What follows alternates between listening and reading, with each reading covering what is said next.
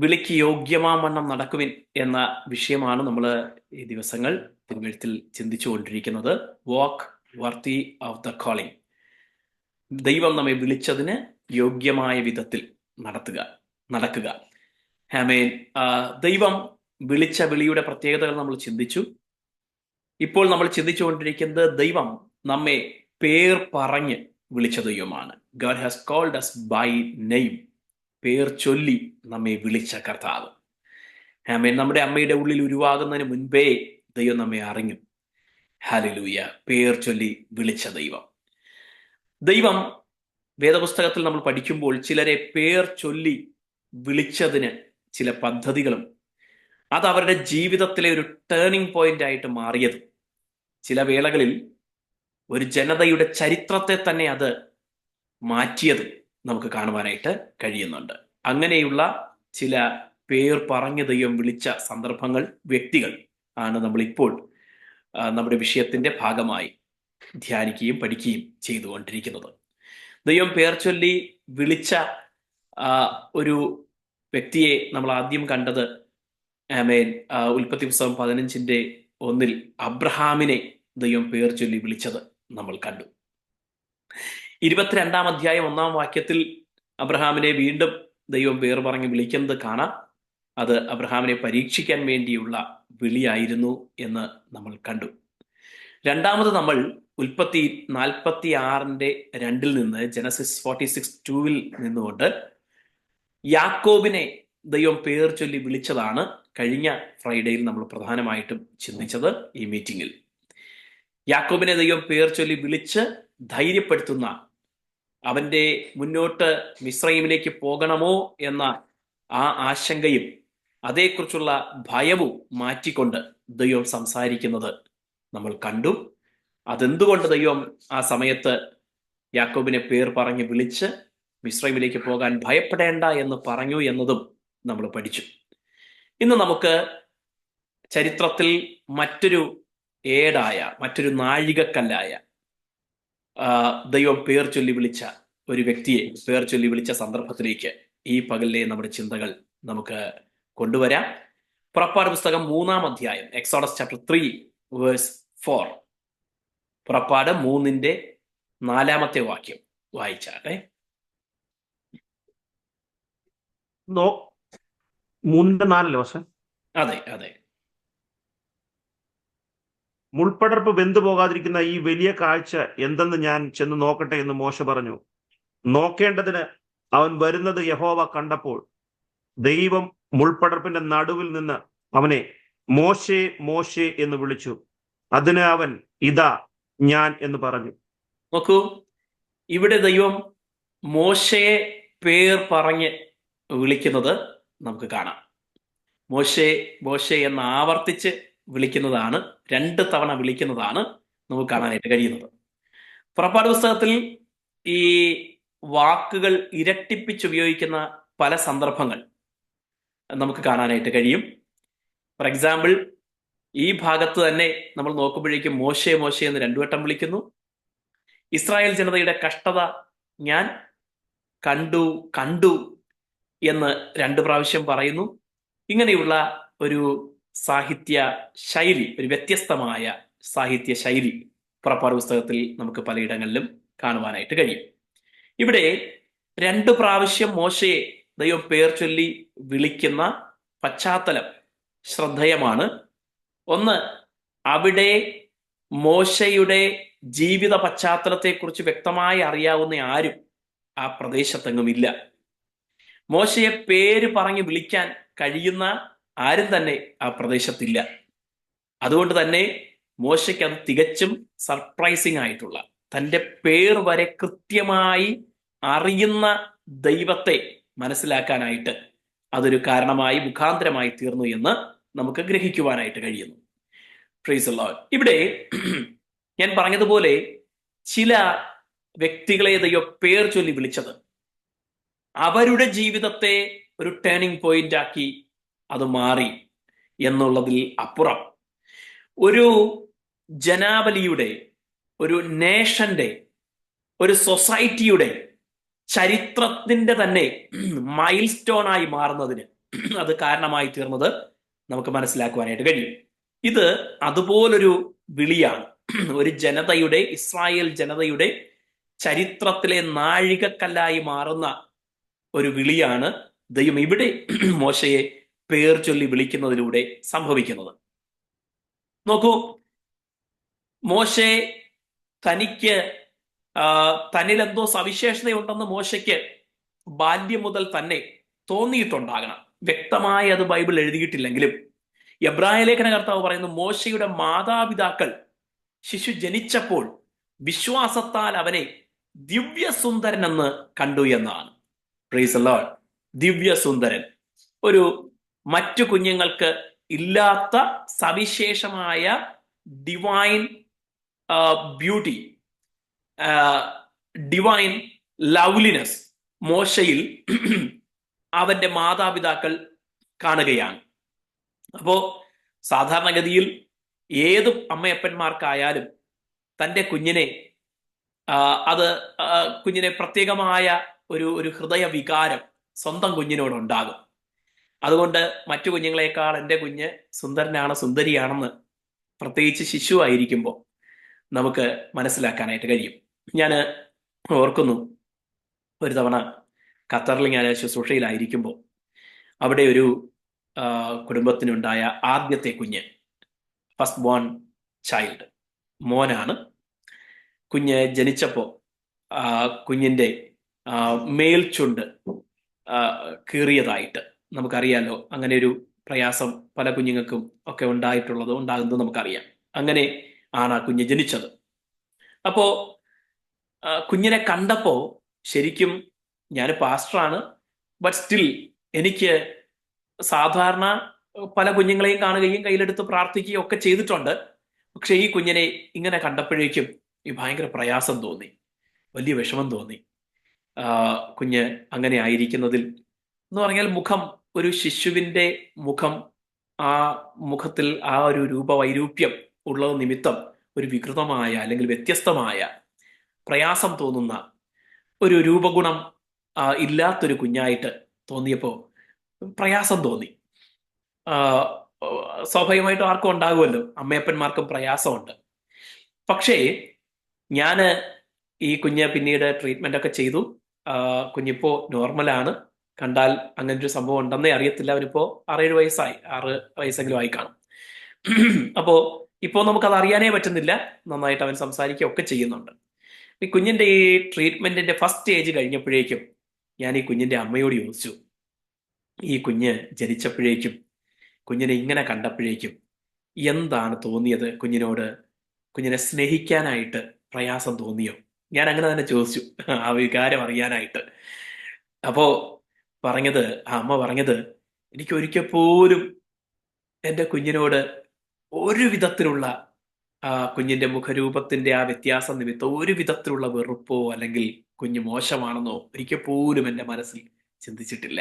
അവൻ എൻ്റെ പൊന്നോമന പുത്രൻ തന്നെയാണ്. Price the Lord. ഹല്ലേലൂയ. വാസ്തവത്തിൽ ആ അമ്മയുടെ സ്നേഹവായ്പ്, കുഞ്ഞിനോടുള്ള അമ്മയുടെ ആ ഇമോഷണൽ അറ്റാച്ച്മെന്റ് എനിക്കും വലിയൊരു പാഠമായിരുന്നു. നമ്മുടെ ജീവിതത്തിൽ എത്രയോ ആത്മീയ വൈരൂപ്യങ്ങൾ ഇന്നും ശ്രദ്ധയോടെ നോക്കിയാൽ കാണാനായിട്ട് കഴിയും. പക്ഷെ ദൈവം നമ്മളെ വെറുത്തിട്ടില്ല, തള്ളിക്കളഞ്ഞിട്ടില്ല. സ്പിരിച്വലി നമ്മളിൽ ഒത്തിരി കുറവുകളുണ്ട്. ദൈവം ആഗ്രഹിക്കുന്നത് പോലെ ദൈവത്തിന്റെ സാദൃശ്യത്തിലും സ്വരൂപത്തിലും സൃഷ്ടിക്കപ്പെട്ടിട്ടും ദൈവ തേജസ് നഷ്ടമാക്കി. അത് തന്നെ ഒരു വൈരൂപ്യമല്ലേ? നമ്മൾ ഓരോ തെറ്റ് ചെയ്യുമ്പോഴും നമ്മുടെ രൂപം, ആത്മീയ രൂപം അതിന് മങ്ങലേൽക്കുകയാണ്. പക്ഷെ ദൈവം നമ്മളെ വെറുക്കുന്നില്ല. ഞാൻ പറഞ്ഞതുപോലെ കുഞ്ഞിനെ ട്രീറ്റ് ചെയ്യാൻ ഒത്തിരി സമയം ചെലവിട്ടു, ഒരുപാട് സഭയും എല്ലാവരും ഒരുപാട് പ്രാർത്ഥിച്ചു, ഒരുപാട് പണം ചെലവാക്കി. ദൈവം നമുക്ക് വേണ്ടി ചെലവിടുന്നത് തൻ്റെ കൃപ, തൻ്റെ ഏകജാതനായ പുത്രനെ നമുക്കായി തന്ന് നമ്മെ ദൈവം സ്നേഹിക്കുന്നു. ഹല്ലേലൂയ. മോശ ജനിച്ചപ്പോൾ മോശയുടെ മാതാപിതാക്കൾ അവനെ ദിവ്യസുന്ദരൻ എന്ന് വിശ്വാസത്താൽ കണ്ടു എന്ന് എബ്രായ ലേഖന കർത്താവ് എഴുതിയിരിക്കുന്നതിൽ നിന്നാണ് ഒരു ശിശു ജനിക്കുമ്പോൾ ഏത് മാതാപിതാക്കൾക്കും കുഞ്ഞിൽ എന്തെങ്കിലും വൈരൂപ്യം ഉണ്ടെങ്കിൽ പോലും ആ കുഞ്ഞിനെ സുന്ദരനായി, സുന്ദരിയായി തന്നെ കാണും എന്ന് പറയാനായിട്ട് തുനിഞ്ഞത്. ഈ മോശയെ പക്ഷേ അവിടെ എഴുതിയിരിക്കുന്നത് വെറും സുന്ദരൻ എന്നല്ല, ഡിവൈൻ ആയിട്ടൊരു ലവ്ലിനെസ്, ദൈവികമായ ദിവ്യമായ ഒരു സൗന്ദര്യം അവനിൽ കാണുവാനിടയായി. അതുകൊണ്ട് അവര് ഫറവോന്റെ കൽപ്പനയെ ഭയപ്പെടാതെ കുഞ്ഞിനെ 3 മാസം ഒളിപ്പിച്ചു വച്ചു എന്ന് എഴുതിയിട്ടുണ്ട്. ഒരുപാട് ആത്മീയ ആലോചനകൾ നൽകുന്ന ഒരു സന്ദേശമാണത്. ഈ ലോകത്തിലെ പല നിയമങ്ങളും നമ്മുടെ കുഞ്ഞുങ്ങളെ വേണ്ടും വിധത്തിൽ ദൈവകൃപയിൽ സംരക്ഷിക്കാൻ യോഗ്യമാകണമെന്നില്ല. പക്ഷേ വിശ്വാസത്താൽ നമ്മുടെ തലമുറകളിൽ ആത്മീയ സൗന്ദര്യം നമുക്ക് ദർശിക്കാൻ കഴിയുമെങ്കിൽ ഈ കുഞ്ഞ് ഭാവിയിൽ ഒരു മോശയെ പോലെ, ഒരു ദാവീദിനെ പോലെ, ഒരു പൗലോസിനെ പോലെ, ഒരു പത്രോസിനെ പോലെയൊക്കെ ദൈവത്തിനായി പ്രയോജനപ്പെടാനുള്ള കുഞ്ഞാണ് എന്ന് വിശ്വാസത്താൽ നമുക്ക് കാണുവാനായിട്ട് കഴിയുമെങ്കിൽ, ഞാൻ ആൺകുഞ്ഞുങ്ങളുടെ പേര് പറഞ്ഞതുകൊണ്ട് സങ്കടപ്പെടേണ്ട, ദബോരയെ പോലെ, എസ്തേറിനെ പോലെ, ഫിലിപ്പോസിന് 4 പുത്രിമാർ പ്രവചിക്കുന്നവരായി ഉണ്ടായിരുന്നത് പോലെ, ആമേൻ, പ്രിസ്കിലയെ പോലെ, അങ്ങനെ എത്രയോ സഹോദരിമാർ, മറിയയെ പോലെ, മഗ്ദലക്കാരത്തി മറിയയെ പോലെ ഒക്കെ ദൈവത്തിനായി പ്രയോജനപ്പെടാനുള്ള തലമുറയാണ് എൻ്റെ കുഞ്ഞ് എന്ന് തലമുറകളെ കുറിച്ചൊരു ആത്മീയ കാഴ്ചപ്പാട് വിശ്വാസത്താൽ നമുക്കുണ്ടെങ്കിൽ ഈ ലോകത്തിലെ സംവിധാനങ്ങളും ക്രമങ്ങളും നിയമങ്ങളും എന്ത് തന്നെ എതിരായിരുന്നാലും കുഞ്ഞുങ്ങളെ നാം വില കൊടുത്ത് സംരക്ഷിക്കും. നമ്മുടെ തല പോയാലും എൻ്റെ കുഞ്ഞിനെ ഞാൻ ഫറവോന് കൊടുക്കത്തില്ല, ലോകത്തിന് കൊടുക്കത്തില്ല, ദുഷ്ടന് കൊടുക്കത്തില്ല എന്ന് പറഞ്ഞ് വിശ്വാസത്താൽ നാം നമ്മുടെ കുഞ്ഞുങ്ങളെ സംരക്ഷിക്കും. ഹല്ലേലൂയ. മോശയുടെ മാതാപിതാക്കൾക്ക് നേരിട്ട ഭീഷണിയൊന്നും എന്തായാലും നമുക്കില്ല. ഹല്ലേലൂയ. അവര് നേരിട്ട വെല്ലുവിളിയൊന്നും ഏതായാലും നമുക്ക് ഇപ്പോൾ ഇല്ല. നാളെ ഉണ്ടാകുമോ ഇല്ലയോ എന്ന് എനിക്കറിയത്തില്ല, ഇപ്പോഴില്ല. അപ്പോ അവർക്ക് ആ കുഞ്ഞിനെ 3 മാസമെങ്കിൽ 3 മാസം സംരക്ഷിക്കാൻ കഴിഞ്ഞെങ്കിൽ നമുക്ക് നമ്മുടെ തലമുറകളെ സംരക്ഷിക്കാൻ കഴിയണം. നമ്മുടെ തലമുറകളെ ദൈവകൃപയിൽ വളർത്താൻ നമുക്ക് കഴിയണം. ഹല്ലേലൂയ. അവർക്ക് വേണ്ടി നമ്മുടെ ജീവിതത്തിന്റെ ധനമോ സമയമോ മറ്റെന്തും ചെലവാക്കേണ്ടി വന്നാലും അതിന് മടി കാണിക്കരുത്. ഹല്ലേലൂയ. ഞാന് മുൻപ് ശുശ്രൂഷിച്ചിരുന്ന സഭയിൽ ഞാൻ പറയുമായിരുന്നു, തലമുറകൾക്ക് വേണ്ടി എത്രമാത്രം നമ്മൾ ചെലവിടുന്നോ അതൊന്നും നഷ്ടമല്ല, അതെല്ലാം വലിയ ഇൻവെസ്റ്റ്മെന്റ് ആണ്. ഞാൻ പറഞ്ഞത് അവർക്ക് വേണ്ടി വീട് വാങ്ങുന്നതിനെ കുറിച്ചല്ല, മറ്റു കാര്യങ്ങളെ കുറിച്ചല്ല. ആമേൻ. അവരെ സൺഡേ സ്കൂൾ പഠിപ്പിക്കാൻ, ഞാൻ മുൻപ് ശുശ്രൂഷിച്ച സഭയിൽ വാടകയ്ക്ക് കെട്ടിടം എടുത്തെങ്കിൽ മാത്രമേ, ഹ്യൂജ് റെന്റാണ്, എടുത്തെങ്കിൽ മാത്രമേ ഒരു മീറ്റിംഗ് നടത്താനായിട്ട് പറ്റത്തുള്ളൂ. ഒത്തിരി ഫിനാൻഷ്യൽ സ്ട്രഗിൾസ് ഉണ്ടായിരുന്ന സമയത്ത് പോലും കുഞ്ഞുങ്ങൾക്ക് വേണ്ടി സൺഡേ സ്കൂളിന് വേണ്ടി റൂമുകൾ എടുക്കുന്നതിന് മടി കാണിക്കരുതെന്ന് പറഞ്ഞിട്ടുണ്ട്.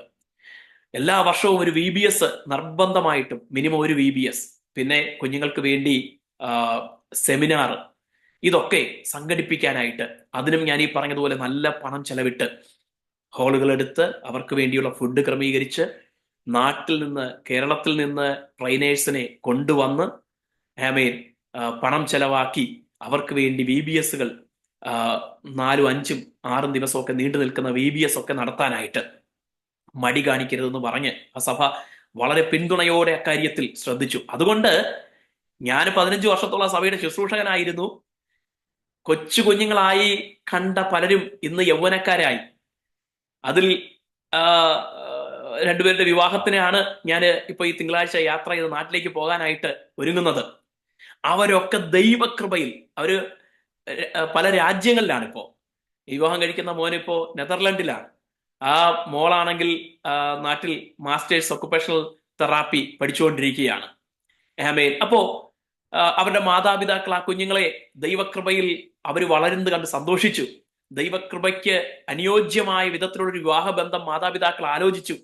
അവർക്ക് ആ വിവാഹം നടത്തുവാനായിട്ട് ഒരുങ്ങുന്നു. ഞാൻ ഓർപ്പിച്ചത്, അന്ന് ഈ കുഞ്ഞുങ്ങൾക്ക് വേണ്ടി VBS ആകട്ടെ, സൺഡേ സ്കൂൾ ആകട്ടെ, അല്ലെങ്കിൽ മറ്റ് അതിനു വേണ്ടി പണം ചെലവിട്ടത്, സമയം ചെലവിട്ടതൊന്നും ഇന്ന് തിരിഞ്ഞു നോക്കുമ്പോൾ നഷ്ടമല്ല എന്ന് മനസ്സിലായിട്ടുണ്ട്. ഇൻവെസ്റ്റ്മെന്റ് ആയിരുന്നു എന്ന് മനസ്സിലായിട്ടുണ്ട്. അവരൊക്കെ ദൈവത്തിന് വേണ്ടി ശക്തമായി പ്രയോജനപ്പെടുന്നു. അവരുടെ നല്ല ജോലി, അവർക്ക് ലഭിച്ചിരിക്കുന്ന, ഞാൻ പറഞ്ഞതുപോലെ ഈ നേരത്തെ മെൻഷൻ ചെയ്ത മോൻ നെതർലാൻഡിൽ അവൻ റിസർച്ച് ചെയ്തുകൊണ്ടിരിക്കുകയാണ്, PhD. അവൻ അവിടെ നിന്ന് കിട്ടുന്ന നല്ലൊരു സാലറി ഉണ്ട് ആ റിസർച്ചിനോട് ബന്ധപ്പെട്ട് തന്നെ. അപ്പോൾ അതിന്റെ വലിയൊരു എമൗണ്ട്, ദശാംശത്തിൽ അധികമായ തുക മിഷൻ ഫീൽഡിലേക്കൊക്കെ അവൻ ചെലവിടുന്നു. അന്ന് ഇൻവെസ്റ്റ് ചെയ്തത് വെറുതെ ആയിട്ടില്ല. അന്ന് ചെലവിട്ടതിന്റെ എത്രയോ ഇരട്ടി അവൻ ഇന്ന് ദൈവവേലയ്ക്ക് വേണ്ടി ചെലവിടുന്നു. ഹല്ലേലൂയ. അതുകൊണ്ട് നമ്മുടെ തലമുറകളെ അവരെ ദൈവകൃപയിൽ വളർത്തുന്നതിന് പണം ചെലവിടേണ്ടി വന്നാൽ, സമയം ചെലവിടേണ്ടി വന്നാൽ, റിസോഴ്സസ് ചെലവിടേണ്ടി വന്നാൽ അത് നഷ്ടമല്ല. ഇന്ന് നാം അതിന് മടി വിചാരിച്ചാൽ നാളെ നാം വലിയ വില കൊടുക്കേണ്ടി വരും. ഇന്ന് നാം വില കൊടുക്കാൻ തയ്യാറായാൽ നാളെ അവർ ദൈവരാജ്യത്തിന് വേണ്ടി വില കൊടുക്കുന്നവരായി മാറും. ഹല്ലേലൂയ. അതാണ് അതിനകത്ത് ദൂത്. ഈ കുഞ്ഞിനെ, മോശയെ 3 മാസമെങ്കിൽ 3 മാസം അവർ സംരക്ഷിച്ചു. അതിനുശേഷം അവർക്ക് കുഞ്ഞിനെ, ഫറവോന്റെ കൽപ്പനയാണ് നദിയിൽ എറിയണം. പക്ഷേ കുഞ്ഞിനെ അങ്ങനെ എറിഞ്ഞു കളയാൻ അവർ തയ്യാറായില്ല. നമുക്കറിയാലോ ചരിത്രമൊക്കെ. ഞാൻ ചരിത്രം പറയാനല്ല, അതിലെ ആത്മീയ ദൂതുകൾ പറയാൻ വേണ്ടിയാണ് ആ ഭാഗം എടുത്തത്. ഇത് കഴിഞ്ഞു.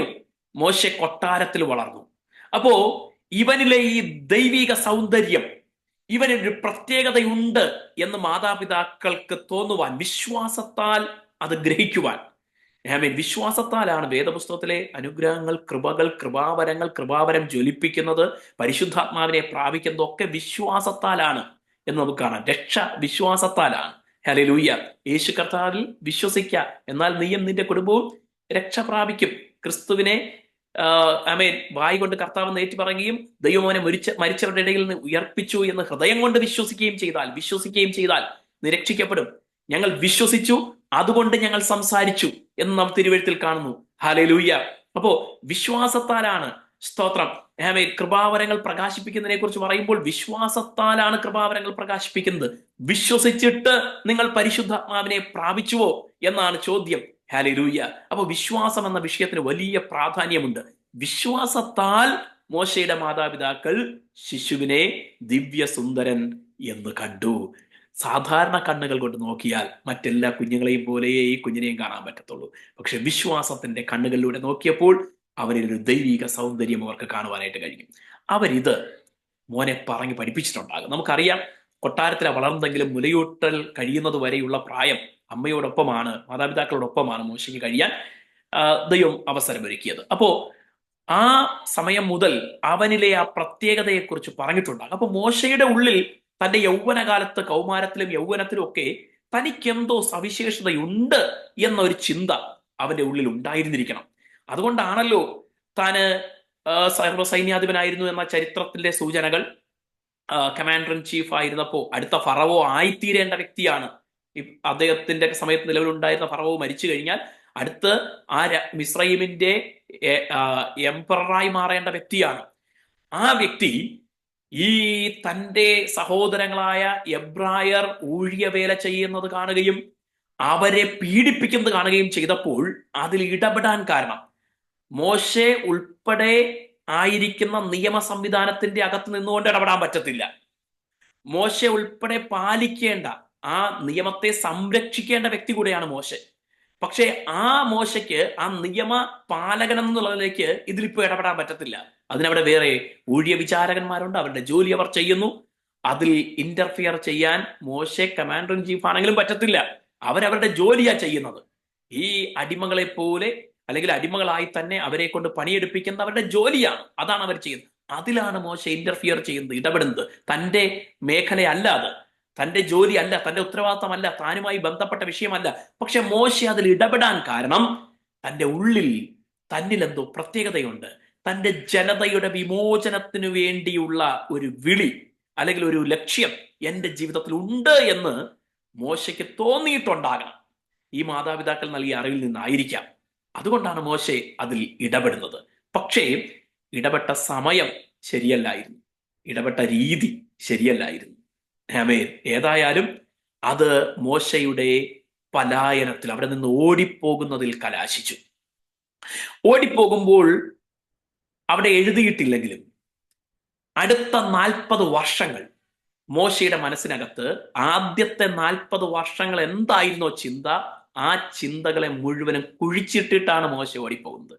മിസ്രയീമിനെ അടിച്ചു കൊന്ന് കുഴിച്ചിട്ടു എന്ന് പറഞ്ഞതുപോലെ തന്നിൽ എന്തോ പ്രത്യേകതയുണ്ട്, ഈ ജനതയുടെ വിമോചനത്തിന് വേണ്ടിയാണ് ഞാൻ വിളിക്കപ്പെട്ടിരിക്കുന്നത്, അല്ലെങ്കിൽ എന്റെ ജീവിത ലക്ഷ്യം അതാണ് എന്ന് ആദ്യത്തെ 40 വയസ്സ് വരെ മോശയുടെ ഉള്ളിൽ ഇടയ്ക്കിടയ്ക്കെങ്കിലും ചിന്തയുണ്ടായിരുന്നെങ്കിൽ ഇപ്പോൾ ആ ചിന്തയെ എന്നേക്കുമായി മോശെ കുഴിച്ചിട്ടിട്ടാണ്, അടക്കം ചെയ്തിട്ടാണ് പോയിരിക്കുന്നത്. ഇനി എനിക്ക് അതേക്കുറിച്ച് ചിന്തിക്കുകയേ വേണ്ട. ഇനി എനിക്കൊരു മടങ്ങി വരവ് ആ ദേശത്തേക്കില്ല. ഞാൻ വെറുതെ എന്തൊക്കെയോ തെറ്റിദ്ധരിച്ചു, എൻ്റെ അമ്മയപ്പന്മാർ വെറുതെ എന്തൊക്കെയോ എന്നെ തെറ്റിദ്ധരിപ്പിച്ചു എന്നൊക്കെ ചിന്തിച്ചായിരിക്കാം ശിഷ്ടായുസ് മോശ കഴിയുന്നത്.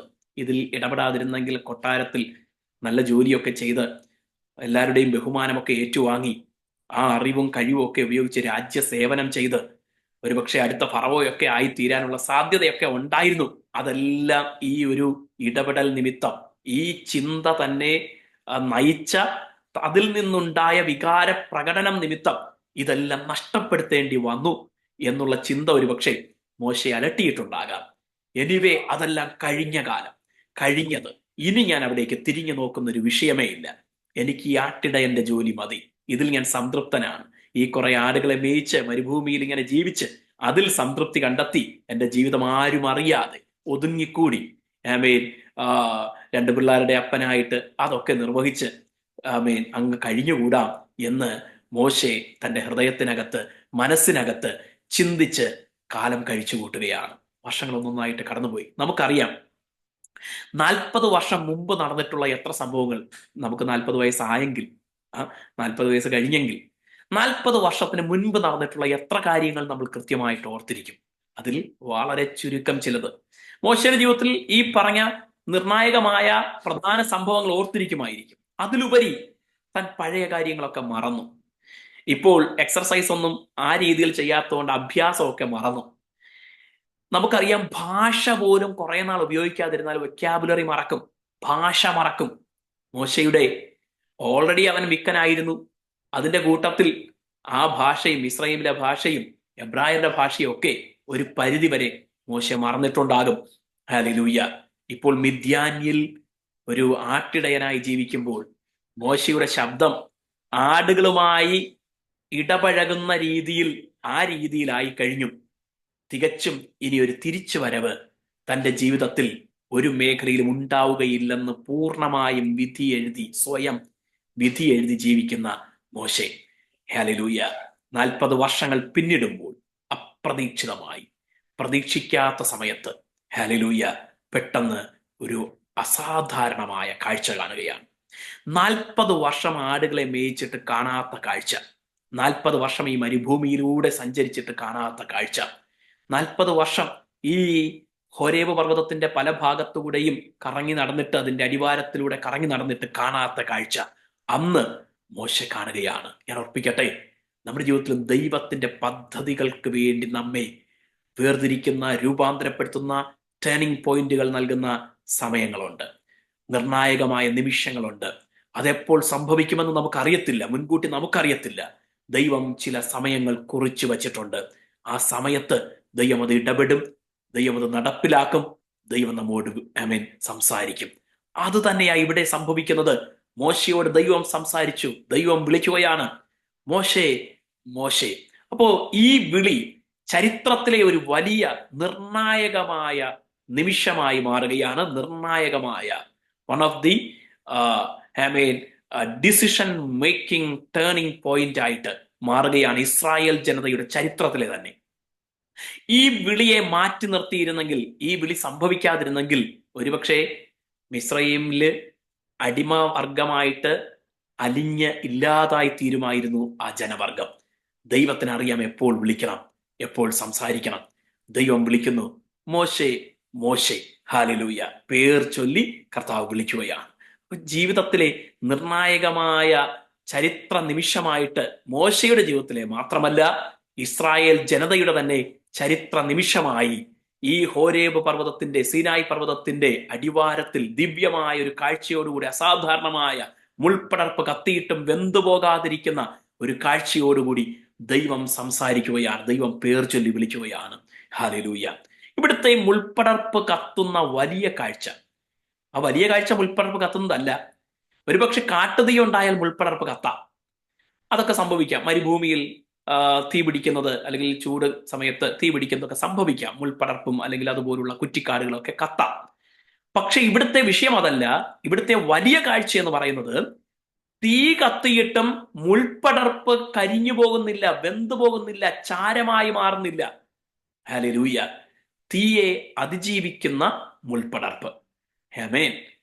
ഈ മുൾപടർപ്പിന്റെ ആ ആ തീ കത്തുന്നതിനെ കുറിച്ച്, ആ കാഴ്ചയെ കുറിച്ച് ചിലർ എഴുതിയിരിക്കുന്ന വ്യാഖ്യാനം എങ്ങനെയാണ്? ഇത് ഇസ്രായേൽ ജനത്തിന്റെ അപ്പോഴത്തെ സാഹചര്യത്തെ ദൈവം ഒരു സിംബോളിക്കായിട്ട്, ഒരു അടയാളമായി വെളിപ്പെടുത്തി കൊടുക്കുകയാണ്. മോശയുടെ ഹൃദയത്തിനകത്ത് എന്തൊക്കെ പറഞ്ഞാലും തന്നെ ജനത്തെക്കുറിച്ചൊരു ഭാരമുണ്ട്. ഒരിക്കലും പുറത്തു വരുവാൻ കഴിയാതെ അടിമ തീച്ചൂളയിൽ തൻ്റെ ജനവർഗമായിരിക്കുന്നതിനെ കുറിച്ചുള്ള ഭാരം മോശയുടെ അകത്ത് ഉണ്ട്. ആമേൻ. മാത്രമല്ല, തങ്ങളുടെ വംശവർദ്ധനവ് തടയാനായിട്ട് ആൺകുട്ടികളെയൊക്കെ കൊന്നുകളയണമെന്നുള്ള കഠിനമായ ഫറവോന്റെ കൽപ്പന, ആമേൻ, അതും ഒരു ഇടിത്തി പോലെ മോശയുടെ അകത്ത് കിടക്കുന്നുണ്ട്. തന്റെ ജനത്തിന്റെ ഒരു വർധന ഉണ്ടാകത്തില്ല, സാമ്പത്തിക അഭിവൃദ്ധി ഉണ്ടാകത്തില്ല, സ്വാതന്ത്ര്യം ഉണ്ടാകത്തില്ല, വിദ്യാഭ്യാസം ഉണ്ടാകത്തില്ല. ഈ ഭാവി ഇരുളടങ്ങിയിരിക്കുകയാണ്. ഇനിയൊരു വിമോചനം ഇവിടെ ഉണ്ടാകത്തില്ല എന്നത് മനസ്സിനകത്ത് പലതവണ പറഞ്ഞ് ആവർത്തിച്ച് ചിന്തിച്ച് ഉറപ്പിച്ച സ്ഥാനത്ത് നിന്ന് ദൈവം വ്യത്യസ്തമായൊരു ദർശനം മോശയ്ക്ക് കൊടുക്കുകയാണ്. അവന്റെ കാഴ്ചപ്പാടുകളെ മാറ്റുന്ന ഒരു കാഴ്ചയാണ് ഇവിടെ ദൈവം നൽകുന്നത്. കാഴ്ചപ്പാടിനെ മാറ്റുന്ന ഒരു കാഴ്ച. എന്താ അത്? മോശ, നീ കാണുന്നില്ലേ, തീ കത്തിയിട്ടും ആ മുൾപടർപ്പ് വെന്തു പോകുന്നില്ല. നിമിഷങ്ങൾ കൊണ്ട്, സെക്കൻഡുകൾ കൊണ്ട് ഇത് ചാരമായി തീരേണ്ടതാണ്. പക്ഷെ എന്തുകൊണ്ട് ആ മുൾപടർപ്പ് വെന്തു പോകുന്നില്ല? കാരണം അതിനെ സംരക്ഷിക്കുന്നത് എൻ്റെ കരമാണ്, ഞാനാണ്. ഹല്ലേലൂയ. ഈ ഒരു ദൂത്, ഈ ഒരു ആലോചന മോശയ്ക്ക് ദൈവം കൈമാറുകയാണ്. ഇതുപോലെ നിന്റെ ജനത തീക്കകത്തായിട്ട് വർഷങ്ങൾ പലതായില്ലേ? ആമേൻ. 213 വർഷങ്ങളെന്നാണ് ചരിത്രകാരന്മാരുടെ കണക്കുകൂട്ടൽ. അവര് അടിമകളായിരുന്നു, പ്രവാസ ജീവിതം നയിച്ച് അതിലേറിയ വർഷങ്ങൾ അടിമകളായിരുന്ന ഈ ദീർഘമായ വർഷങ്ങൾ അന്യദേശത്ത് കരുത്തുറ്റ അന്നത്തെ ഏറ്റവും ശക്തമായ സാമ്രാജ്യത്തിന്റെ അടിമകളായി പണിയെടുത്തിട്ടും അവര് വംശാവലിയെ, വർധനവിനെ തടയുക മാത്രമല്ല, ഈ ജനതയെ ബലഹീനമാക്കി നശിപ്പിച്ചു കളയാൻ തീ കത്തിച്ച് പീഡിപ്പിക്കുന്നത് പോലെ, തീ പോലെ പീഡനം അഴിച്ചുവിട്ടിട്ടും നിങ്ങൾ ഇപ്പോഴും ഭൂമുഖത്ത് ശേഷിക്കുന്നില്ലേ? ഇപ്പോഴും ഈ ഭൂപ്പരപ്പിൽ നിങ്ങൾ ബാക്കിയില്ലേ? എന്താ കാരണമെന്നറിയാവോ? ഞാൻ സംരക്ഷിക്കുന്നതാണ്, ഞാൻ നിങ്ങളെ പരിപാലിക്കുന്നതാണ്. ഹല്ലേലൂയ. ഇത് പറഞ്ഞ ദൈവം ഒത്തിരി സംസാരിക്കുന്നത് അബ്രഹാമിന്റെ ദൈവം, ഇസഹാക്കിന്റെ ദൈവം, യാക്കോബിന്റെ ദൈവം, ദൈവം നൽകിയ വാഗ്ദത്തങ്ങളുടെ കൂടെ പരിണിത ഫലമാണ് ഈ സംരക്ഷണം. ദൈവം നൽകിയ വാഗ്ദത്തങ്ങൾ നമുക്കുണ്ടെങ്കിൽ ആ വാഗ്ദത്തം, ദൈവത്തിന്റെ വാഗ്ദത്തം, വാക്കുമാറാത്ത ദൈവത്തിന്റെ വാഗ്ദത്തം, അത് നമ്മെ അനുദിനം സംരക്ഷിക്കുന്നു എന്ന് നാം മനസ്സിലാക്കണം. ഹല്ലേലൂയ. Price the Lord. അപ്പോൾ എന്തൊക്കെ പ്രതിസന്ധികൾ, വെല്ലുവിളികൾ ജീവിതത്തിൽ വന്നാലും ദൈവം നമ്മുടെ സംരക്ഷകനാണെങ്കിൽ ഒരിക്കലും ഒരു തീച്ചൂളയ്ക്കും നമ്മെ നശിപ്പിച്ചു കളയാനായിട്ട് കഴിയത്തില്ല. ശദ്രക്കും മേശക്കും അഭേദനകവും തീക്കകത്തായപ്പോൾ തീയുടെ ബലമാണ് കെട്ടത്. ദൈവത്തിന്റെ ബലം ഒരിക്കലും ഇല്ലാതായി പോയിട്ടില്ല, കുറഞ്ഞു പോയിട്ടില്ല. ഹല്ലേലൂയ. Price the Lord. ഏത് തീയുടെ ബലത്തെയും കെടുത്തുവാൻ കഴിയുന്ന ദൈവകരം നമ്മുടെ ജീവിതത്തിലുണ്ട്. ആ കർത്താവ് നമ്മയും ബലം നൽകി വഴി നടത്തും. Praise the lord. ആമേൻ. നോക്കൂ, ദൈവം ഈ ഒരു കാഴ്ച നൽകി, കാഴ്ചപ്പാടിനെ മാറ്റുന്ന കാഴ്ച നൽകിയിട്ടാണ് അത് കാണാൻ, ഈ വലിയ കാഴ്ച എന്തെന്ന് കാണാൻ മോശെ ജിജ്ഞാസയോടെ അടുത്തു വരുമ്പോൾ ദൈവം വിളിക്കുന്നു. മുൾപടർപ്പിന്റെ നടുവിൽ നിന്ന് ദൈവം വിളിക്കുന്നു, മോശെ, മോശെ. ഹല്ലേലൂയ. Price the Lord. തുടർന്നുള്ള സംഭവം എല്ലാം നമുക്ക് അറിയാവുന്ന കാര്യമാണ്. അതൊരു ടേണിംഗ് പോയിന്റ് ആയി മാറും. മോശെ ആദ്യമൊക്കെ ഒഴികഴിവ് പറയുന്നു. നീ എന്നോട് സംസാരിച്ചതിന് ശേഷവും എൻ്റെ നാവിന്റെ വിക്കിന് മാറ്റമൊന്നും വന്നിട്ടില്ല, ഞാൻ എങ്ങനെ അങ്ങോട്ട് ചെല്ലുന്നത്, എന്നെ കണ്ട ഫറവോൻ കൊല്ലും എന്നൊക്കെ പറഞ്ഞുകൊണ്ട് ഒഴികഴിവ് പറയുകയാണ്. ദൈവം പറയുന്നു, ഇല്ല, നീ തന്നെ പോകണം. ഹല്ലേലൂയ. നിന്റെ നിയോഗം ഇതാണ്.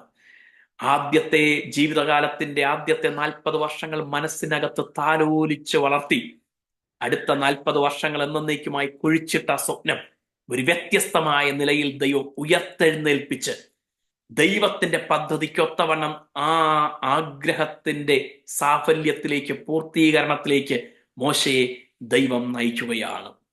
ഒരുപക്ഷെ ജീവിത സാഹചര്യങ്ങൾ മാറിയപ്പോ, അവസ്ഥകൾ മാറിയപ്പോ, നമ്മുടെ നാം പ്രതീക്ഷിച്ചതിന് വിരുദ്ധമായി പലതും നടന്നപ്പോൾ നമ്മൾ ഒരു കാലത്ത് നമ്മൾ താലോലിച്ച നല്ല ആഗ്രഹങ്ങൾ, ദൈവത്തിനായിട്ട് എന്തെങ്കിലും ചെയ്യണമെന്നുള്ള നല്ല സ്വപ്നങ്ങൾ പലതും കുഴിച്ചിട്ടിരിക്കുകയായിരിക്കാം.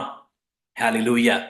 നമ്മുടെ ചുറ്റുപാട്, സഭയുടെ സാഹചര്യം, കാലത്തിന്റെ മാറ്റം, ആയിരിക്കുന്ന ദേശത്തിന്റെ മാറുന്ന സാഹചര്യങ്ങൾ, അങ്ങനെ പലതും നാം പ്രതീക്ഷിച്ചവരിൽ നിന്ന് പിന്തുണയില്ലാതിരുന്നത്, പ്രതീക്ഷിക്കാത്ത തിരിച്ചടികൾ സംഭവിച്ചത്, ഇതൊക്കെ പലതും നമ്മുടെ ദർശനങ്ങളെ കുഴിച്ചിട്ടിരിക്കുകയായിരിക്കാം. പക്ഷെ ദൈവം പറയുക, ഇന്ന് പകൽ അവിടുന്ന് പേർ ചൊല്ലി വിളിച്ചു പറയുകയാണ്, അതിനെ ദൈവം ഉയർത്തെഴുന്നേൽപ്പിക്കാൻ പോകുകയാണ്. കാഴ്ചപ്പാടിനെ ദൈവം മാറ്റാൻ പോകുകയാണ്. കുഴിച്ചിട്ട സ്വപ്നങ്ങളെ ഉയർത്തെഴുന്നേൽപ്പിച്ച് അതിന്റെ പൂർത്തീകരണത്തിലേക്ക് ദൈവം നടത്താനായിട്ട് പോവുകയാണ്. ഹല്ലേലൂയ. 80 വയസ്സ് കഴിഞ്ഞില്ലേ? പ്രായമായില്ലേ? ഇനി എങ്ങനാ? നോ, പ്രായം ദൈവത്തിന് വിഷയമല്ല. മരണം വരെ കണ്ണുമങ്ങാതെ കായബലം ക്ഷയിക്കാതെ സൂക്ഷിക്കാൻ കഴിയുന്നൊരു ദൈവമാണ് മോശയോട് സംസാരിച്ചതെങ്കിൽ ദൈവം പറയുക, നിന്റെ ഈ പ്രായവും നിന്റെ ഈ ജരാനരകളും ഒന്നും ദൈവത്തിന് പ്രവർത്തിക്കാൻ തടസ്സമല്ല. ദൈവത്തിന്റെ പദ്ധതികളുടെ പൂർത്തീകരണത്തിന് അതൊന്നും തടസ്സമല്ല. ദൈവം നമ്മെ ഉപയോഗിക്കാൻ പോകുന്നു. ഇന്ന് പകലിൽ ആ ദൈവം നമ്മയും പേർ ചൊല്ലി വിളിക്കുകയാണ്. പേർ ചൊല്ലി വിളിക്കുകയാണ്. ഹല്ലേലൂയ. ഞാൻ എൻ്റെ വാക്കുകൾ ഉപസംഹരിക്കട്ടെ. സ്തോത്രം. മോശേ മോശേ എന്ന് പേർ ചൊല്ലി വിളിച്ചതുപോലെ ദൈവം നമ്മയും പേർ ചൊല്ലി വിളിക്കുന്നു. കുഴിച്ചിട്ട ആത്മീയ കാഴ്ചപ്പാടുകൾ, ആത്മീയ ദർശനങ്ങൾ ഉയർത്തെഴുന്നേൽപ്പിച്ച് പൂർത്തീകരണത്തിലേക്ക് നയിക്കുവാൻ വേണ്ടിയുള്ള വിളിയാണത്. നമ്മുടെ മാത്രമല്ല, ഒരുപക്ഷെ ഒരു ജനതയുടെ തന്നെ വഴിത്തിരിവായി മാറുന്ന, ഒരു ചരിത്രത്തിന്റെ നാഴികക്കല്ലായി മാറുന്ന ഒരു വിളി ദൈവം നമ്മുടെ മേലും നൽകുകയാണ്. ആ വിളിക്ക് നമുക്ക് ചെവി കൊടുക്കാം, അനുസരിക്കാം. കേട്ട വചനത്തിനായി നന്ദി പറഞ്ഞുകൊണ്ട് നമുക്ക് പ്രാർത്ഥിക്കാം. ജോൺ ബ്രദർ ചുരുക്കമായിട്ട് ദൈവസന്നിധിയിൽ പ്രാർത്ഥിച്ചാട്ടെ. ഹല്ലേലൂയ.